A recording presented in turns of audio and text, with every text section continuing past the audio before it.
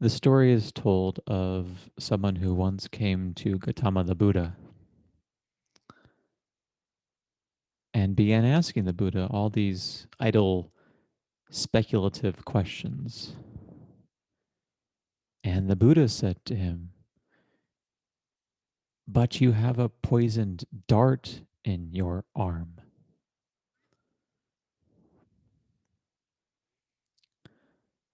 So too here.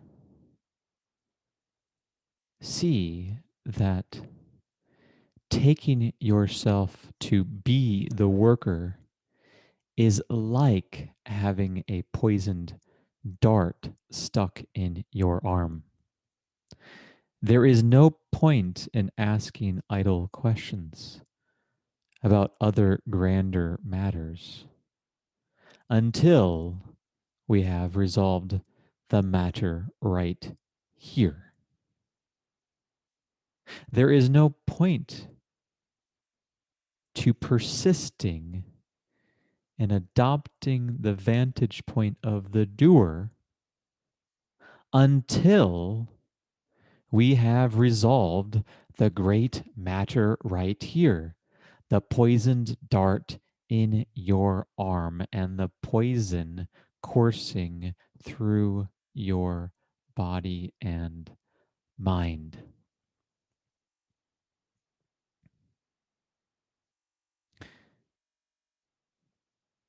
In our first meditation, we established the existence from the point of view of the mind of the worker. In the second meditation, we sought to show that so long as one takes oneself to be the worker, one will be filled with craving and therefore also will experience suffering. In the last meditation, we began the process of undoing this entire edifice. There we began to see how, if only we take our stand as the witness, not as the doer, not as the worker, this phenomenon starts to fade away. In this meditation, we take the inquiry one or two steps further.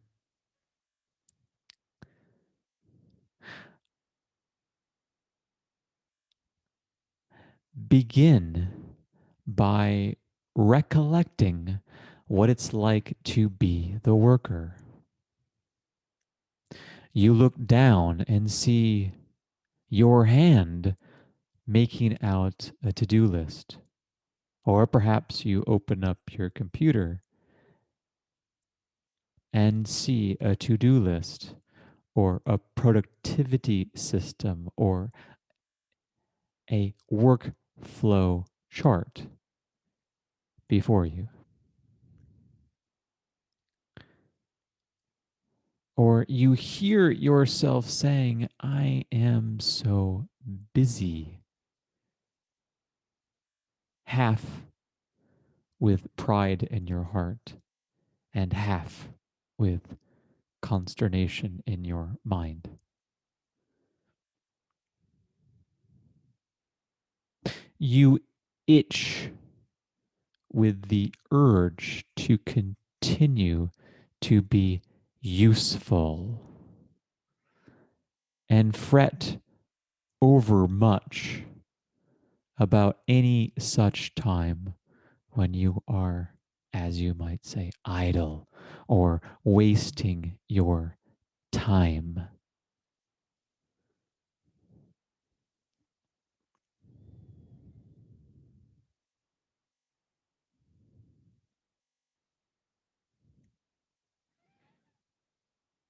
The worker never at rest is never at peace. In fact, the worker is the one who has made a pact with himself or herself to always be in a fight against life.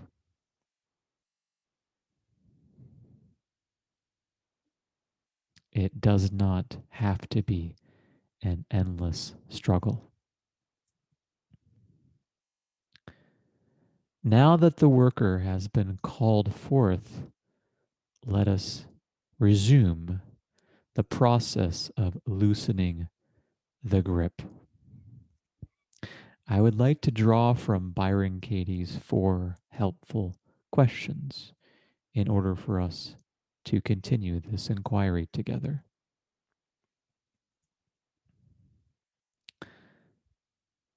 Ask yourself this first question: is it really true that I am the worker? Don't answer the question intellectually. Let the question sink in deeply. Let it reverberate throughout your being. Come back to the question then and ask it once more. Is it really definitely true that I am the worker?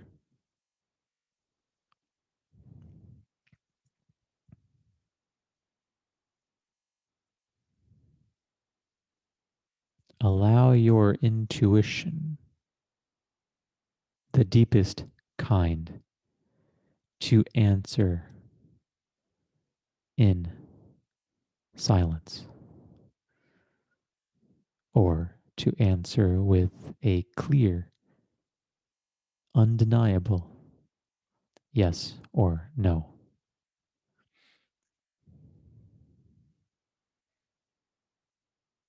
Either way, let the grip loosen all the more as we come to question 2. How can you be so sure, if you do think that you are the worker, that you are really the worker? Can you be so certain? Be honest with yourself. Ask yourself, can I really be absolutely certain that I am the worker? Nothing but the worker, never anything but the worker, never to be anything but the worker.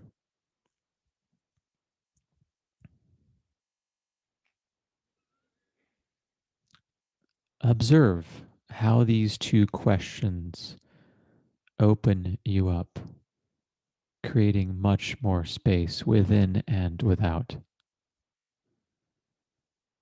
Notice the sense of mystery coming to the fore. You thought at one point, or at least your conduct made it clear to you at one point, that you were the doer, the worker, the achiever. No longer is that clear. You thought, perhaps at one point, that it was certain, that it was utterly beyond doubt that you were the worker, and now you aren't so sure. But notice your own experience. This uncertainty does not tie you in knots, does not give rise, I trust, to fear or to sadness. Quite the contrary. You begin to feel throughout the totality of your being an openness, a spaciousness, a welcomingness.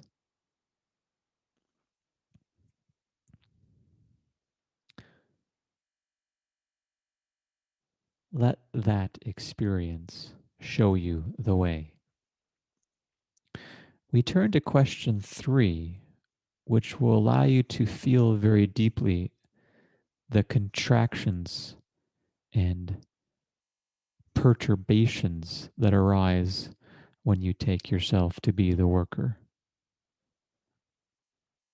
Pay very close attention as your experience reveals just this to you.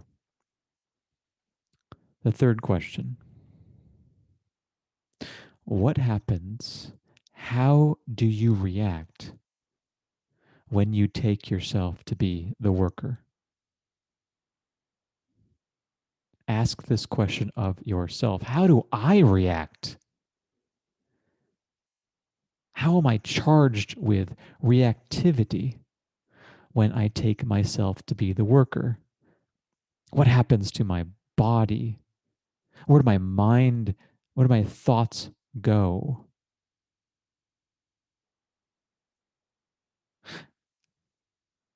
How restless do I become? Who becomes an obstacle to my focused, myopic pursuits? Again, what happens? How do I react when I take myself to be the worker? Feel the ebbing of suffering.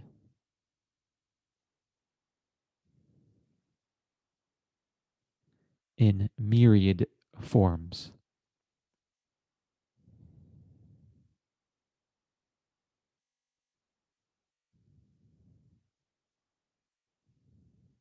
The consequences for you and for others of regarding yourself as the worker could be no clearer.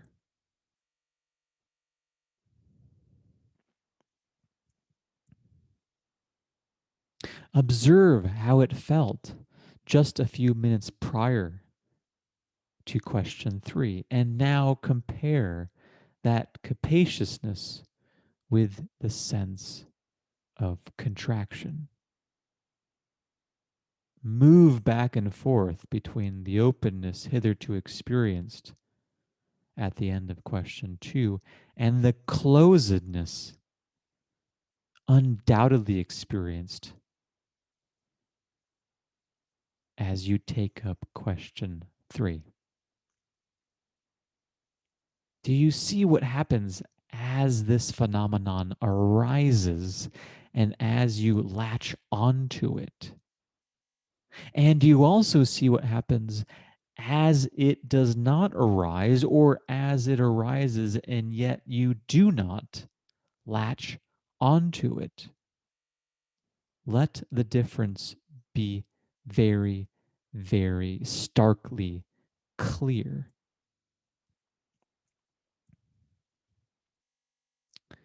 And now the most important question, question 4.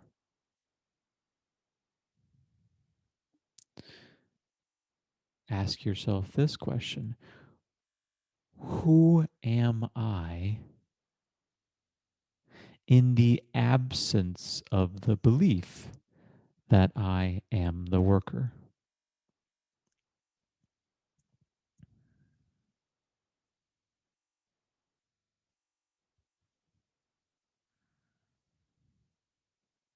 Let that question go deep within you. A slightly different formulation in case this helps. Who would I be? Who would I be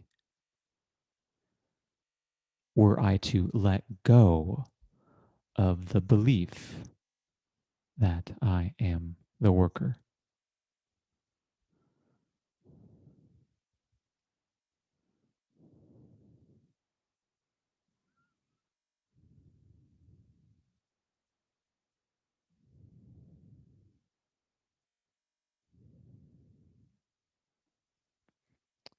Who am I when I've let go of this whole thing? Or who would I be were I to let go completely of this whole thing? Who, when the tight fist of its own accord opens, turns over, and reveals a palm facing the open, liquid sky? Who is this one? Who is this one before and after the temporary, illusory emergence of the figure we've been calling the worker? Who am I, really? What am I, truly?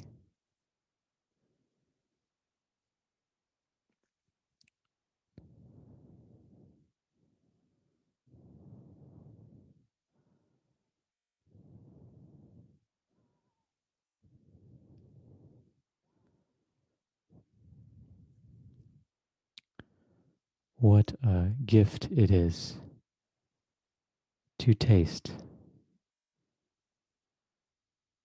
if only slightly, the sweetness of true freedom.